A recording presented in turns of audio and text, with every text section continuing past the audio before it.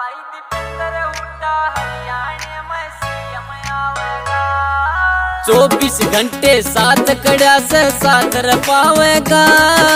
हक की खातिर लड़ता आया लड़ता पावेगा।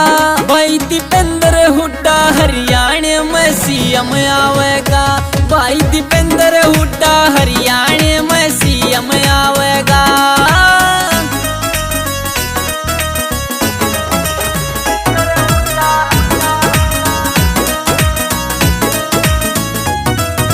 पद कर लियाओ पदरे पाँव चलाई दिया नीति। बिजली के बिल माफ करे दिलाई कर्जा मुक्ति। पद कर लियाओ पदरे पाँव चलाई दिया नीति। बिजली के बिल माफ करे दिलाई कर्जा मुक्ति। 100 गज के दिए पलाटियो फेर दिलावेगा। भाई दीपेंद्र हुड्डा हरियाणा में सीएम आवेगा। भाई दीपेंद्र हुड्डा हरियाणा में सीएम आवेगा।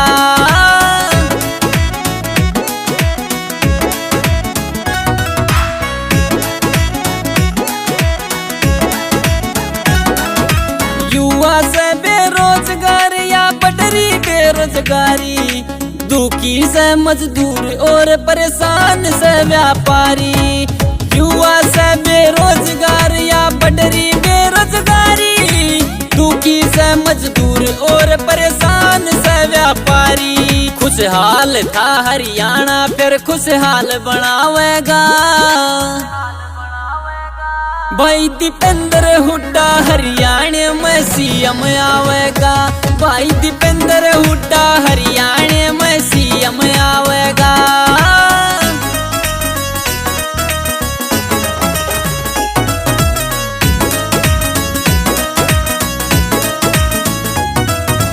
छत्तीस बिरादरी का यो नेता जावे से हरियाणा। सोनीपत में नाम सुना हो गाम से जसराना। विनोद वीर सच्ची कह रहा जावे से हरियाणा। सोनीपत में नाम सुना हो गाम से जसराना। सोमवीर वीर काम करे यो करता जावेगा। भाई दीपेंद्र हुड्डा हरियाणा में सीएम आवेगा। भाई दीपेंद्र हुड्डा हरियाणा में सीएम आवेगा। भाई दीपेंद्र